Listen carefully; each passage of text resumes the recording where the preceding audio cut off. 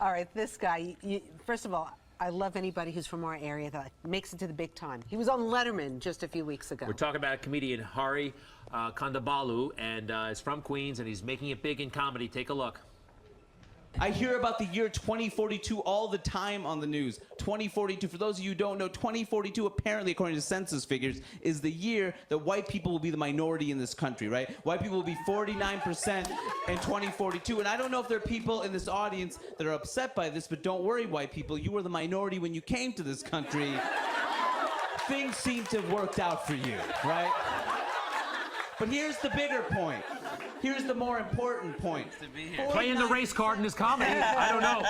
Hari, good stuff. Welcome. Thank you very much. You do play the race card a lot in your comedy. I wouldn't say it that way, but I do talk about race a lot. And I think for me that clip is interesting just because it's like we worry about this year when white people will be the minority and Who they'll be worries about Who that? told you they're worried? all over the country. We're not worried. Not in New York. Well, to be honest, actually in New York, I thought we were already in the minority. That's what it is. It's like when people are worried about like, oh, this country's changed. There'll be multiple languages. What are we gonna do? Oh, you're just talking about Queens. Yeah. I grew up in the future. It's fine. It's great. The food's wonderful. Like I don't know what people are worried about. And so that's kind of what the record's about. It's like this is a changing country. Everything is. It's not what you grew up with, and that's okay. Mm-hmm. So you talk about you have this new comedy record. Is it really a record? No, because there is a push. There is a push now with all the vinyl. Yeah. But is it a record or is it a CD? I actually have a CD, but I tell people at shows like I don't have a CD player or a drive, so you're gonna figure out how to play it now.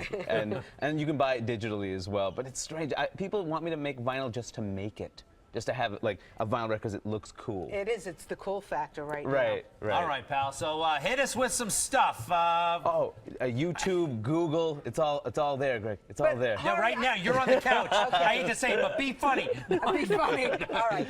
What else? Give us something else from your routine. Oh boy. Let's see. We're putting you on the spot. Do you ever talk about your family? I do a little bit. Well, one thing I say when I was on Letterman, the one thing I talked about is... talk about Letterman. By the way, yeah. he got all dressed up for Letterman. He wore a suit to Letterman. They like suits on Letterman. We're chill here. Don't worry about it. It's okay. It's early for a suit, yeah. no offense. Yeah. But it's no, I mean, as a guest, please. So, all right, so what did you say on Letterman? Well, I was talking about how one day I landed at LaGuardia Airport. I was heading to the car. Lady cut in front of me, got into the back of my dad's car.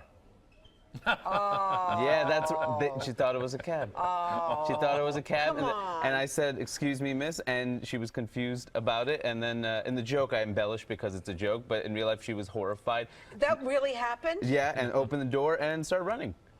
She was horrified. All right, let's see. Tell us in New York. In New York.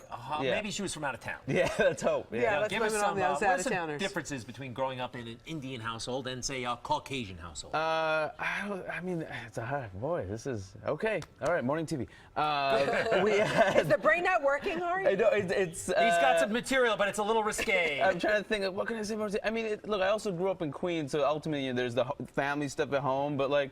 You know, my folks my mom from an early age used to take me and my brother to Burger King, just because she felt Americans eat hamburgers. You were born in this country, you're gonna eat hamburgers like Americans. You're gonna have heart disease like Americans have heart disease. That's cute. I also heard that you have a thing for certain characters, certain roles on TV. They're not, you know, Indian roles that that are not played by real Indians. Yeah, right? I just feel like, well, I mean, we're in a different era now. I like to call this the post-Aziz, post-Mindy era, or the Aziz and Mindy era. So I feel like we should be at a point where, like, no more caricatures. You know, like Apu. Like I grew up on The Simpsons. I love Apu, but at the same time, it's a white dude doing the voice with paint. Wait, the guy from the Quickie Mart? Who does his voice? Hank Azaria, who's a brilliant voice actor, but it's just like. You know, it's kind of a relic of another time. Like, we can talk for ourselves now. Come on, Hari. You know, this has always been a problem in Hollywood. Yeah. Marlon Brando. That's right. Was he Italian?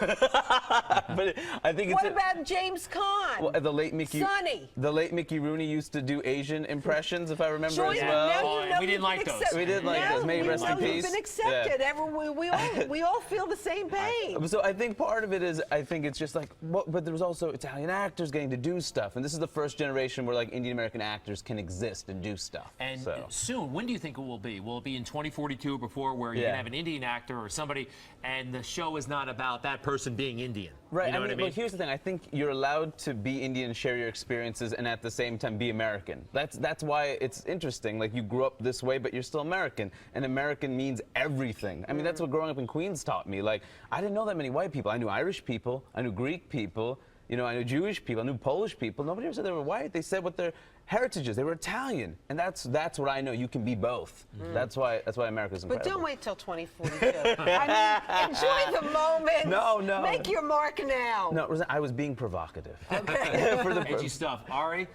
good material. Waiting for 2042 is the album. We can download it digitally. Yes. Or hopefully someday on vinyl as well. Ari's still thinking about it. I'm glad this went well. I saw that clip of you slapping that kid from Superbad. He deserved it. Oh my God. Yeah. Do you know why? Because when I saw it, it was interesting. Because part of me is like, that's Brooklyn. You're from Brooklyn. And you're from Queens. And you didn't hit him in the face because you're a professional and a legend. Right. Well, you're going to say something to Oh, I don't want to get slapped. No. Okay, God, good. Just God, checking. No. What happened? I thought it made me so happy to see. Like, that's what you do in New York. A couple of years ago, the kid, whoever it was, said Superbad. something nasty about my daughter. Rosanna's daughter. As if you were not going to do anything about Right. it. Like, he forgot that you're Rosanna Scotto. And he forgot him a mama bear. Yeah. You know, come on. And he forgot you were from Brooklyn. You don't do that. Brooklyn came out full force. And Queens came out full force Yes. today. It was controversial nonetheless. It seems to follow us. Ari, good luck to Moment you. of pride. What is it? Waiting for 2042. 2042. Get it right now. You don't have to wait for 2042. All right. Thank you. Thanks, See you, pal. Ari.